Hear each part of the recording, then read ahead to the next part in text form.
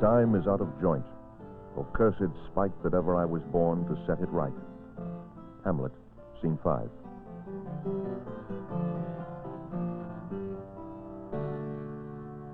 The time is always out of joint. What this nation needs is an example from its elected leaders in providing the spiritual and moral leadership which no programs for material progress can satisfy. Above all, let us inspire young Americans with a sense of excitement, a sense of destiny, a sense of involvement in meeting the challenges we face in this great period of our history. Only then are they going to have any sense of satisfaction in their lives. The greatest privilege an individual can have is to serve in a cause bigger than himself. We have such a cause. How we seize the opportunities I have described today will determine not only our future, but the future of peace and freedom in this world in the last third of the century. May God give us the wisdom, the strength, and above all, the idealism to be worthy of that challenge, so that America can fulfill its destiny of being the world's best hope for liberty, for opportunity, for progress and peace for all peoples.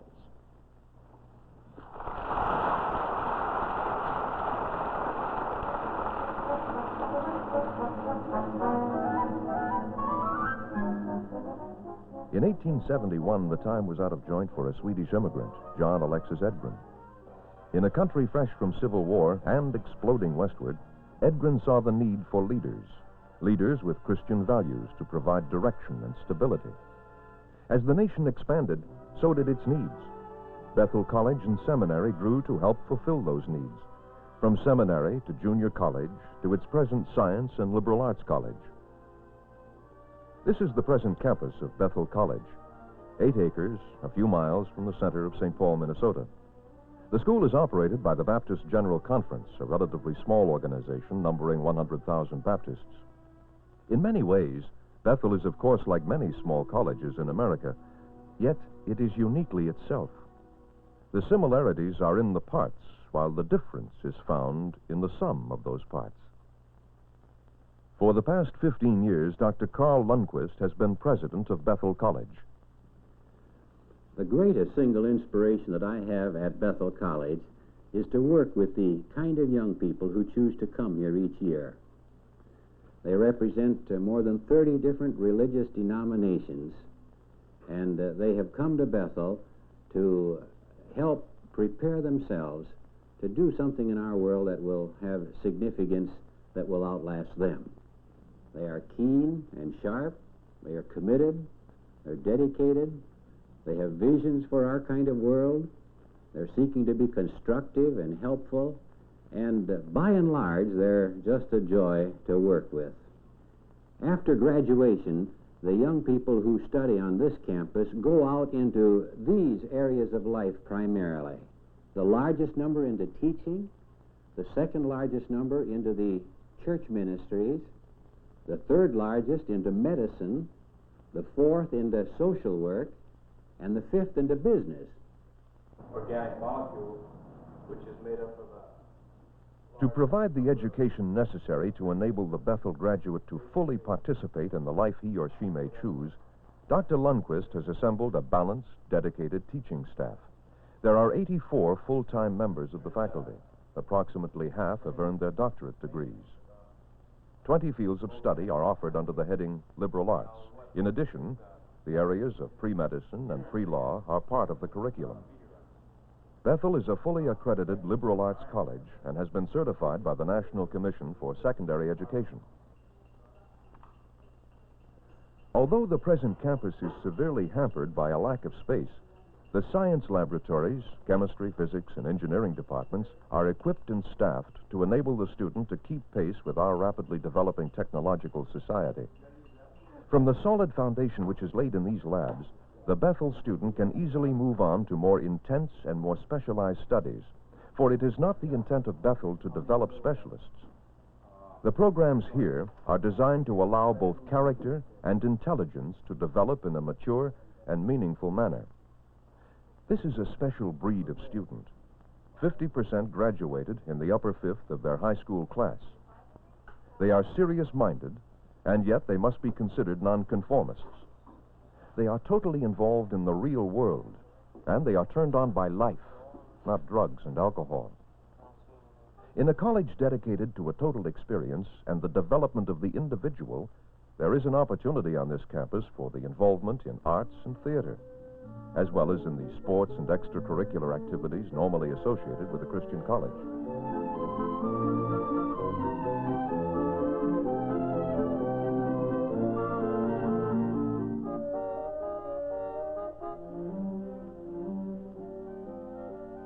A well-rounded student, a total person, a philosophy building toward that end. We are trying to help these young people integrate with their Christian values all of the knowledge and the skills and the appreciations and the motivations which they develop on the campus, and then go out to relate them effectively to the purposes of God in our world. I can't say that we are either in school or out of school. I think that our education is in the world, totally. And I feel that we've got to learn as much as we can about the world and not just out of books. That's definitely a part of my education. I think a main part of my education at Bethel has been learning about people and how to relate to them. One of the key reasons for being of a small college like Bethel is to help young people not just acquire knowledge, but to develop wisdom in the sense that they are learning to relate all those pieces of knowledge to each other and then learning to relate them to some overarching eternal purpose and value. We are trying to prepare a task force for the penetration of the structures of society with Christian values. It seems to us that some of the values that we stand for are not just taught in a classroom, but are caught from the impact of a teacher's life and a student's life upon other students. You know, like people are trying biodegradable detergents and stuff. The impact of a teacher's life and a student's life upon other students. Bethel is indeed organized to allow the student to do more than just acquire knowledge. This is a time of total learning at a critical point in a person's life. In a moment away from studies, the students will gather to discuss subjects ranging from ecology to economics. Through these associations, they learn from one another and from themselves. They are able to articulate and refine their own thoughts, evaluate the thoughts of others, and have the time to put their ambitions into perspective. For me, I felt the personal satisfaction of striving towards a goal now. When I first came, I've often told people I felt like a projector. I was all blurry. I didn't have any idea what I wanted to do. The lens was way out of focus. But each year, I felt that it's like somebody's been focusing me in, and it's getting more clear what I want to do. And I feel, for me, in part, I relate this to the Lord in my life, as His leading and guiding. And I was confused for a while, but I feel that I've been contributing along the way, and eventually heading towards that goal that will be my lifetime occupation or my lifetime contribution. The Bethel College community is somewhat isolated, and it is isolated by design. This does not mean the student does not participate. It's simply Bethel's way of allowing the student a place of emotional security where he may find out who he is. I think you can be as isolated as you want to be, or you can be in a box as much as you want to be, and you can get out. I don't fear that we may have a tendency to be more isolated, but it's all personal. There are a lot of opportunities through groups that you can work with. There are a lot of opportunities to get involved with, say, leading a girls' club group or something like Pillsbury House, where you go right into the inner city and you work with children. Concerned about the problems facing our society, the Bethel student is impatient to change what must be changed and to improve the structure of our world from within. None would advocate total rejection, as is being done in other quarters. But every student here seeks to improve, to make better.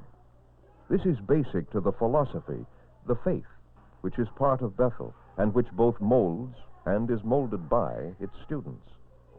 One thing I like about the spiritual aspect that is here is that it's that this Christian school offers. It's not forced on you, I don't feel.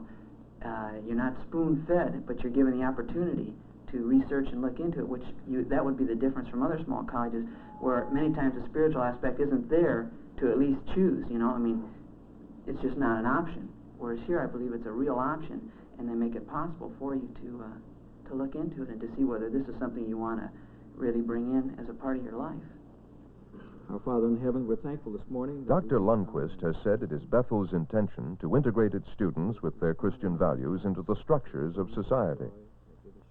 A century ago, John Edgren, Bethel's founder, felt the same need. For no age, no generation has escaped the tide of change. Soon the responsibility will fall to this next generation of leaders. They will have the choice to build or destroy, to continue with the good which has been started, or to shun the challenge and drop out. These Bethel students are part of what Dr. Lundquist calls the Reformation Front. They are concerned about the continuity of our institutions and seek reformation from within. They are endowed with a positive spirit of service, and as they move into their time out of joint, their quiet, responsible presence will be recognized by those around them. I'm grateful for the kind of students that I find coming from Bethel. Competent, academically trained, qualified professionally, but they have an added dimension. It seems that there is a depth of compassion, and they want to minister in whatever area of service the Lord may have called them to, whether it's in engineering or teaching or medicine or social work. We find the Bethel student, competently trained, is moving out to do his thing in the society in which we live. The greatest single inspiration that I have at work on the campus of Bethel College is to deal with the kind of young people who come to us year after year. But one of the second highlights of my own experience here has been to see the unfolding of the development and relocation plan for both the seminary and the college. We're just in the midst of moving the campus from its old site on Snelling Avenue to its new site in Arden Hills, from 8.5 acres to more than 200 acres in what we've called our adventure of faith. Long ago, we made studies to see whether Bethel could expand on this present site and continue to grow in the unknown future. But we early discovered that we could never get more than 23 acres at the very most, and that by the time we had acquired this acreage, paid for the houses, removed them, and built new buildings, it would cost us more than if we went out to a new campus and started from scratch. Hence, the decision was made to go into the Arden Hills location. There, we are building a college campus that will house from 1,200 to 1,500 students, and will have open ends for future expansion should other generations have larger dreams for student enrollment than this.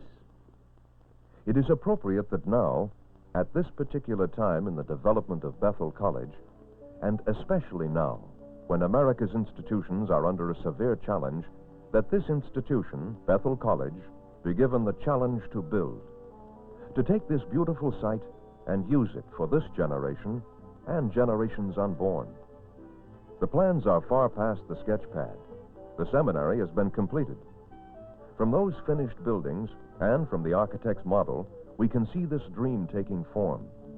The center structure is the academic complex. All educational and administrative departments are under this roof, as well as the student lounge, dining area, and coffee shop. A multi-purpose physical education building and a chapel will be set slightly apart. All will be connected by large hallways and glass-enclosed corridors.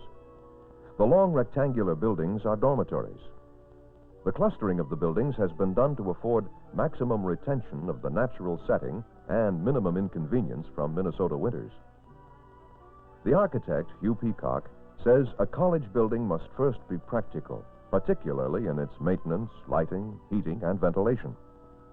The style of the buildings expresses a strength of purpose, a simplicity. There has not been use of architectural devices or cliches. From the seminary buildings already completed, the character of design, the use of strong forms, textures, shade and shadow, produce the intended harmony with the terrain. One complements the other. The result, as defined by architect Peacock, is simplicity without crudeness, excitement without sensationalism, and function without institutionalism, truly in keeping with the philosophy of Bethel College. The use of form and space is carried into the buildings. The classrooms are designed for a nearness that allows the student to experience a close intellectual rapport with the professor. The upper dais allows for over 30 students while maintaining the same feeling of intimacy. In the library area, a quiet openness, an imaginative use of space. This philosophy also involves the need for the student to have time for himself, by himself. There are quiet areas where, in solitude, there is time to assimilate.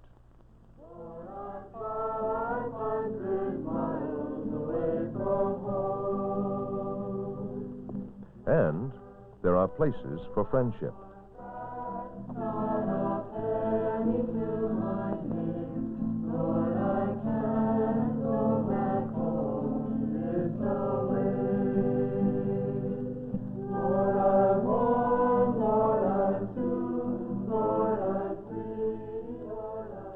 To a large measure, the financial responsibility for the fulfillment of this dream has been shouldered. Yet, there is still a need. I'm really tremendously enthused about this opportunity to make a real contribution to the education of young people. And I'm looking forward to being a part of the dedication of the Bethel campus in the very near future. The intelligent approach to understanding between man and goodwill towards man is a very complicated thing, but when you have institutions like Bethel that is totally dedicated to these goals, their whole being is to improve these goals, it's worthy of anybody's support. Our hope is that while we have room to provide adequately for these students, that Bethel will remain a small school in America.